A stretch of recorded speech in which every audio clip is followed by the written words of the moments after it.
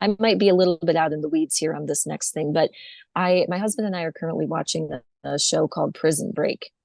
And when we started The watching it, we old just one? assumed, It's been like years since it's yeah, been out. yes, Oh my it's been gosh, I like love five that show. seasons ago. Yeah. Yeah. Oh, I'm so glad you know what I'm talking about. Well, we're only in the first season. And when we started watching it, we assumed that each season, usually seasons only have like 10 episodes, maybe 12. This one has Mhm. 22. And there's part of me going like, we just watched episode 20 last night. And there's part of me like, oh my gosh, I don't even know how the next four seasons are going to turn out because we still have, they still haven't made their prison break yet. Okay. But Mm.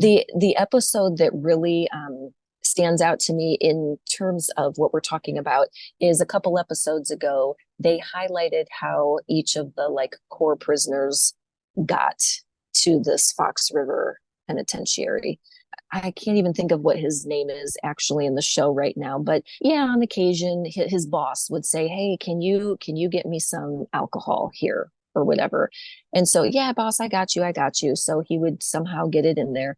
Well, at some point he saw that some of the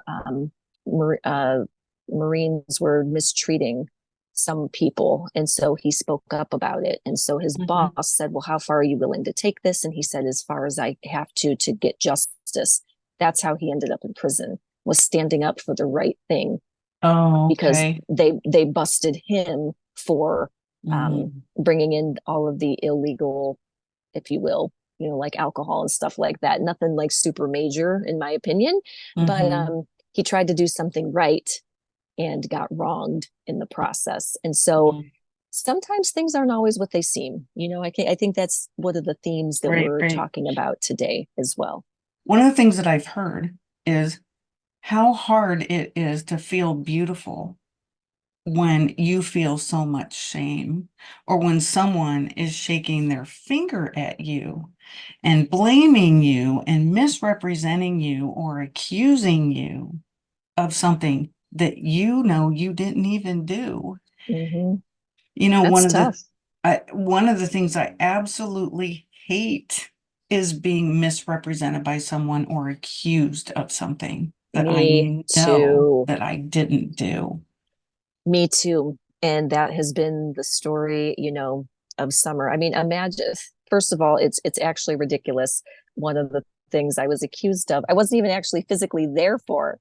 So just accused of taking this picture that I didn't see and I wasn't even there for. I didn't even know it happened. It wasn't a wrong picture or anything. It just didn't have certain people's children in it, apparently.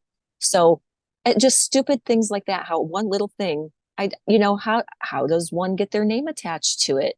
I don't understand sometimes the way that people think. You know, here is the truth. Words hurt. They do. Actions hurt. It is They hard to can. pick up the pieces sometimes. There can be parts of us that are left on that ground or not able to ever be the same because someone did or said something. I mean, can we continue? Absolutely. Can we be a better version of ourselves because of something that somebody else does? Yes. But the facts are the facts. And those words and actions can hurt us for a lifetime. You've probably heard sayings such as words can hurt and heal. And you probably, maybe, I did hear this in church. We were given two ears and one tongue, so two ears Mm, to listen. You're supposed to listen twice as more as you talk. right. But I do think we could definitely benefit from biting our tongue a little bit more and either choosing to be quiet because that says something too, or, Hmm. really taking some time and coming back later to choosing better words or, Hmm. at the end of the day, we are people and we do make mistakes, but I do think it's so important that we think about what we're saying and doing. And okay, if you can't commit to something, that's totally fine. Don't tell someone you're going to do this or that when you can't, because you don't know how vitally important it might be for them and in the season that they're in. There's so many layers, I feel like, to what we're talking about. I don't understand what's so wrong with why people just can't be kind. I don't know either. I mean, People must truly be miserable. if you go into relationships or, whatever's happening in any situation, if you just handle it with kindness, gossiping is not kind. No, Accusing is not kind. Spreading rumors is not kind. manipulation Purposefully is not trying to kind. hurt people Yes, and tell other people untruths about somebody just to make them feel better about you, it's unkind. absolutely. And I, I don't know that thought process of why people do that because I'm not that way and you're not that way. And that's why I think we can't understand why it happens, why people do it, and why it's happened, to us and people that we love and that we're close to. I know I don't have the answer to that. and if somebody Maybe this tells you podcast will something, help, though. if somebody tells you something that is so hurtful that they've gone through too, on the other swing of that, if you're on the Mm, receiving end of somebody of telling you that they have been hurt, just listen. Just say, well, like the teacher who hurt my son, and we went to her and we told her, you hurt my son. She wouldn't apologize. She still just kept saying how wrong he was at 7 years old in a little situation in the school, and made such a big deal out of it that she took all of his money that he had earned in the classroom. And instead of just saying, I'm sorry for that, or mhm. I'm sorry that you feel that I hurt you, do you know what that would have done for him?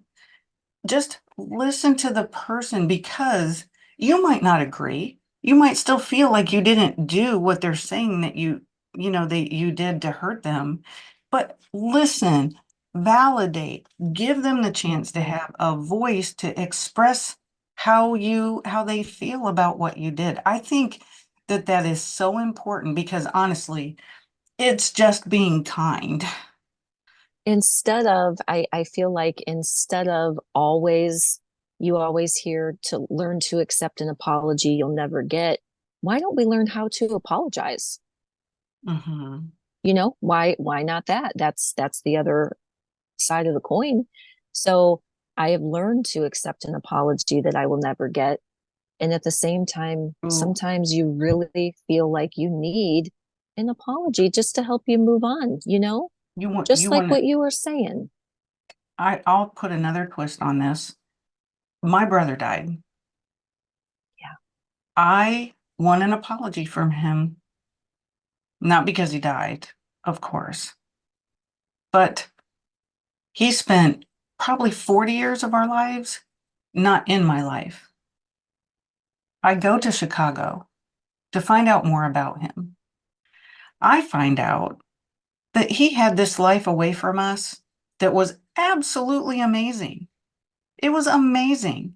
He shared his life with people, but he could not open up his life to his family. And I was his baby sister, and I did nothing. He's 20 years older than me. I didn't even have a chance to goof up, you know? And Yeah. so when I found out that he left money to this person and he left this to this person, and the people that were left behind in Chicago that he would consider family more than his own family, they're in control of all these things and they're doing all these things in the name of him.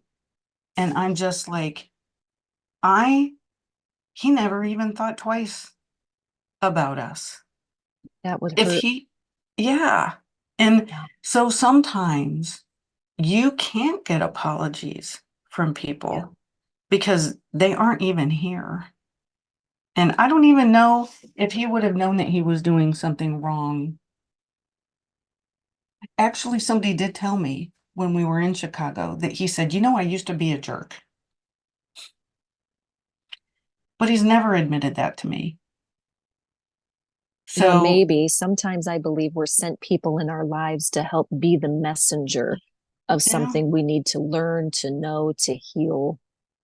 And maybe that's what that did for you or could do for you. I mean, death is a it is a period. It is not a semicolon. There is no, I mean, yes, heaven, but no physical here on earth. And so that Right, is right. something Yeah. so hard to deal with when you do have all these extra questions Mm-hmm. surrounding the whys, the answers that you won't get. And I feel like you've handled it really truly so beautifully as best that you can, and you'll continue to do that, but it doesn't mean that you weren't hurt in the process.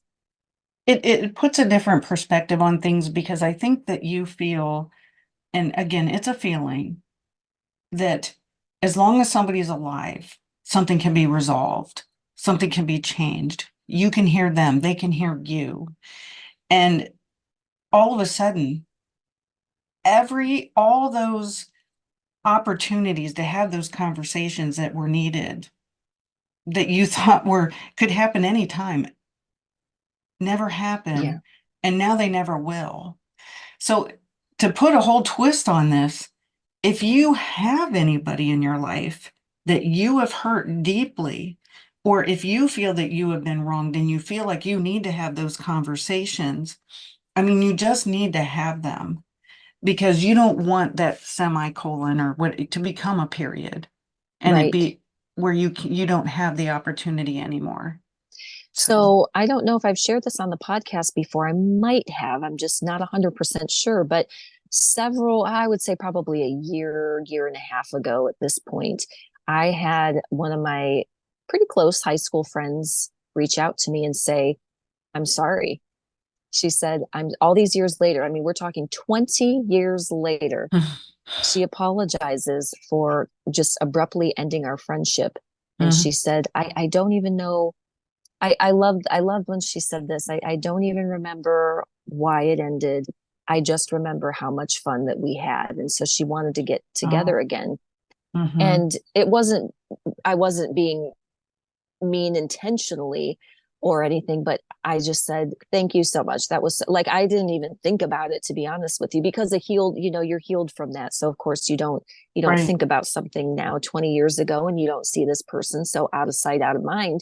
But right. it was nice to get that apology. And at the same time, I said, I'm sorry, I don't have the capacity, the time to get together with you, but I wish you well. It's funny. This summer, I ran into her at the ball field in Mm, about an hour from our house. So how funny that we were there and we ended up just chatting for a few minutes, and it was really good to just to see her and to catch up. And mhm. so I guess in the end, some things work out, and it's so nice to be able to get that even all that time later. So I guess what we're Yeah, saying it's never is too late. it is never too late to apologize or to tell someone you love them.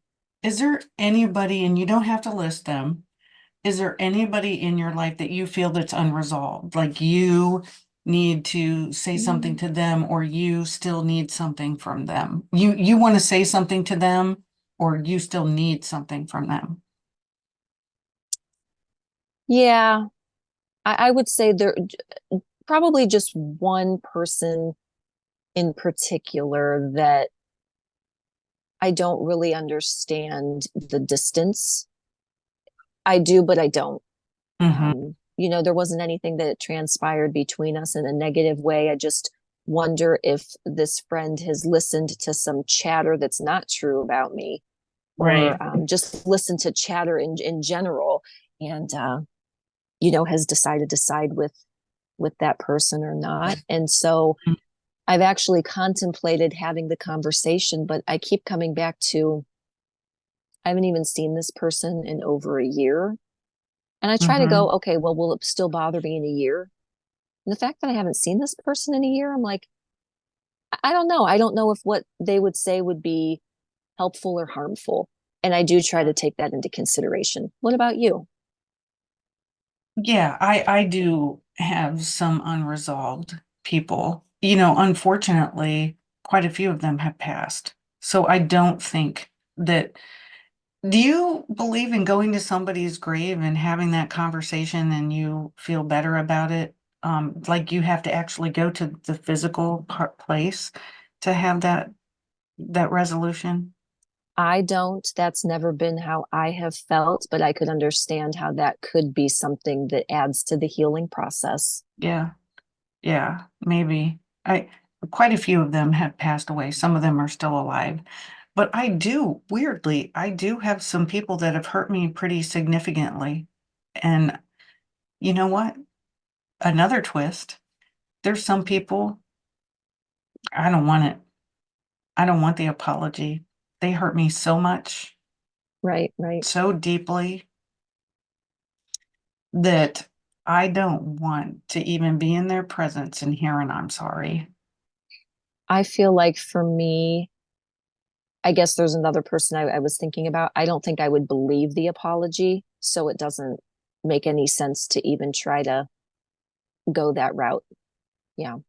The biggest point to that is that somebody can hurt you and we can hurt somebody and we can be hurt so badly that what we're saying in this episode is 100% true. It can change your whole entire perspective on humanity and yourself and love and trust and all the things. So, unfortunately, you can keep going and be a better person. And, this podcast has grown from our hurts and pains. Oh, absolutely. So it can all be redeemed. I believe that there is redemption in a lot of things. And I did a whole thesis on restoration ministry. Um, but I also believe that the pains are still there. And I let them fuel these types of episodes. Sure. So I don't let them just sit in me and rot. But are they there? Yes. Is their heart hurt? Yes. And I will never be who I was before those things happened.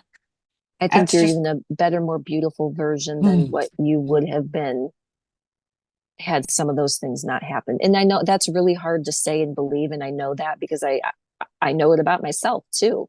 There's a right. lot that I didn't deserve, I didn't provoke, I didn't cause. I had absolutely zero to do with it. It was someone else's decision. Hmm. In the Yeah. end, it's made me stronger. I want to share something with you, and it's from what I wrote for our upcoming newsletter. And it's really Okay. funny because I don't believe in coincidence at all. I Mm, don't have time to read much these days, except mm, the books that my kids bring home and have to for school. mhm. But Right. something prompted me to grab my favorite book again that I've read, more than once, and it's Love Does by Bob Goff. I've talked about this Hmm. book over and over. I Hmm. believe with all my heart, whether you believe in Jesus or not, it doesn't matter. For the book purpose, I think anybody could read this book and get everything out of it that you were intended to, whether you do or don't believe in a Hmm. higher being.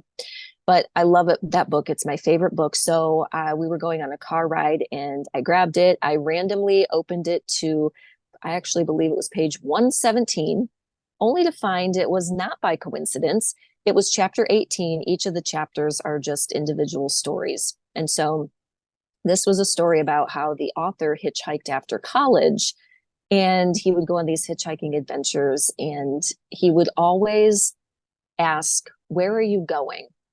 So if a car pulled up to him, he would say, "Hi, my name's Bob. Where are you headed?" Maybe they would say the Grand Canyon, and he'd be like, "Oh, I've already been there. Thanks. I'll wait for the next ride." If he didn't feel comfortable, so it kind of gave him a way out by saying, "Well, where are you headed?" Because if you're not heading in the same direction, it can cause problems, and this will all come full circle here in a minute or two.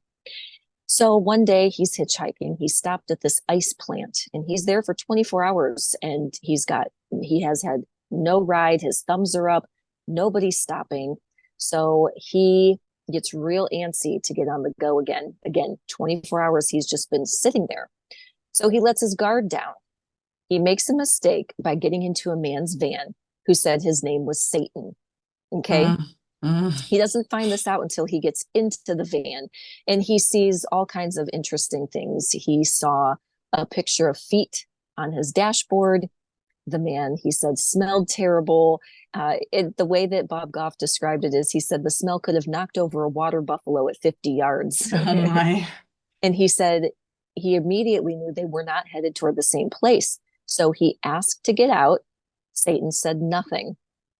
So Bob was getting real nervous at this time.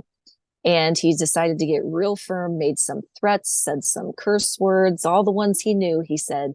And finally, the guy pulled over and let him out. And then the next time Bob put his thumbs out, he was a bit more apprehensive. Mm, So in his words, he learned a lot that day. He said, quote, "We have a lot more power to decide who we do life with than some people think. And if you mm, make a bad pick like I did, you need to do what it takes to get out of the car." He mm. said, "I don't mean to sound callous because the bad ones need friends too. They just don't need you."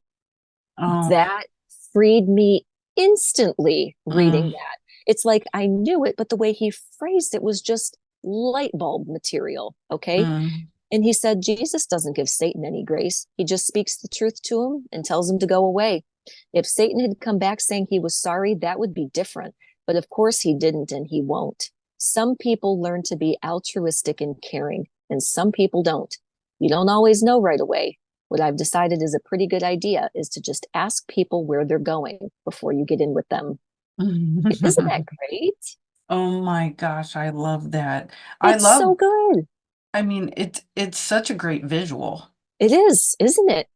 Yeah, and I love the thought of asking somebody, and that's just getting to know somebody before you become their friend. Honestly, in some situations, you want to Right. know where they are in life and where they're heading before you want to jump on board. Absolutely. Absolutely. Here's my example. My example is, let's say that you're a recovering addict. Okay. Hmm. Let's say you're a Hmm. recovering alcoholic and you meet Hmm. some new friends and you're like, oh, these people seem really cool.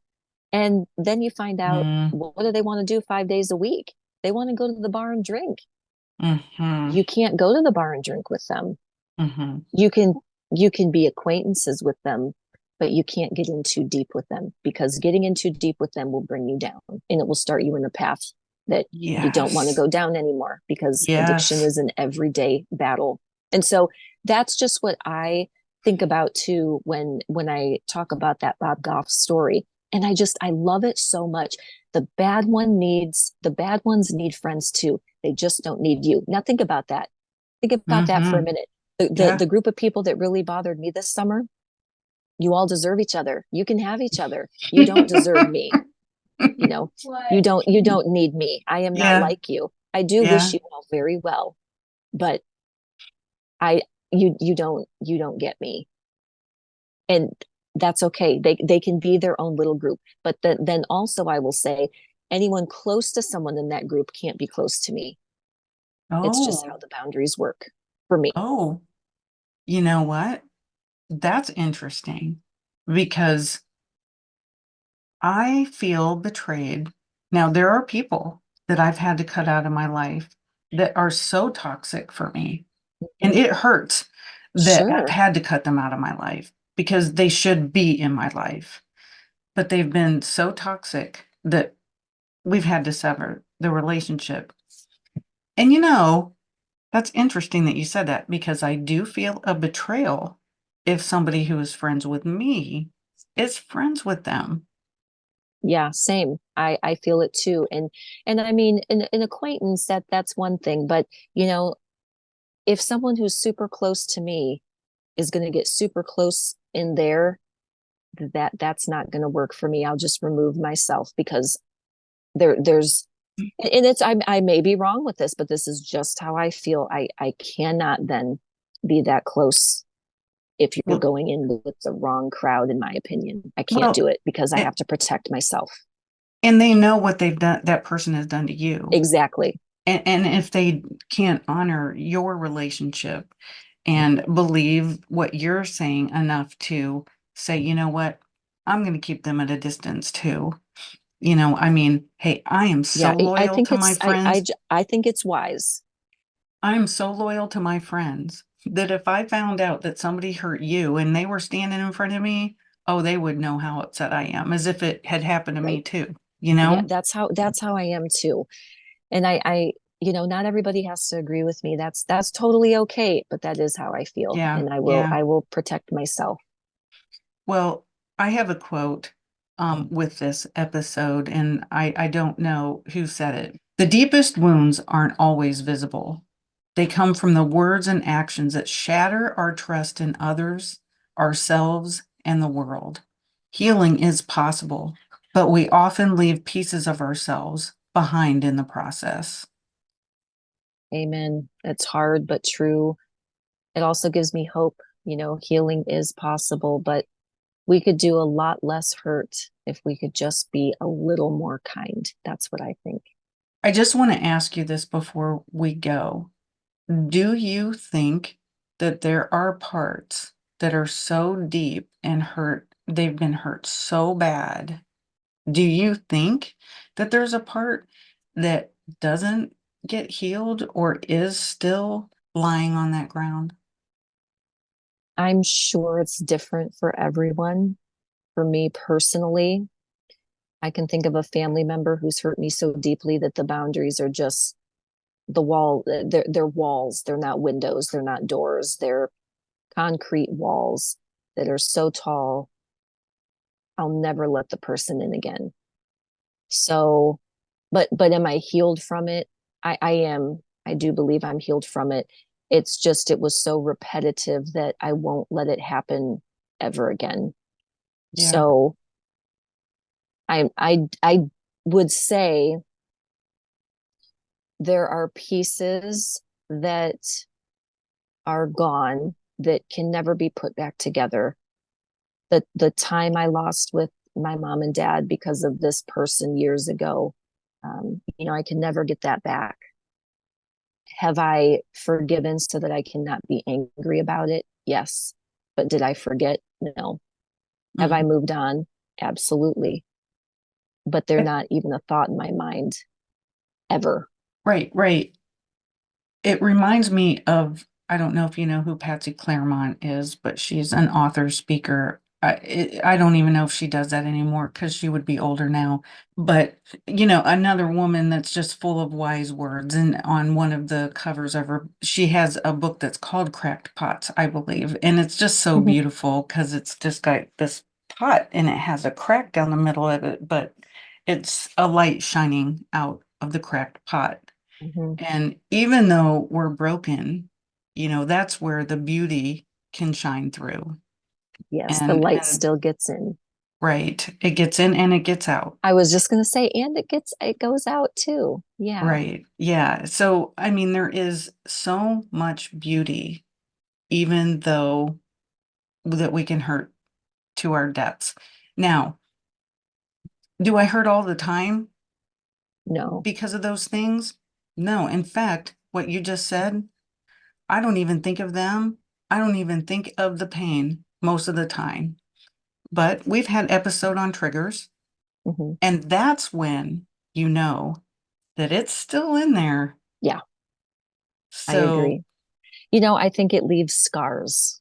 I think a good visual is I think it can leave scars. mm-hmm, They heal. Yes, they do. The skin closes back up. Yes, it does, but it leaves a mark. And it so does. I think that's where I would say, with a few things, that's how it is for me. And we just have to be cautious and careful with our words and just lead with love. Yes, I think we can't go wrong if we do that. Well, it's been great to be back. Thank you so much for listening, for watching us today. This is Real Talk with Tina and Ann. We look forward to seeing you again soon.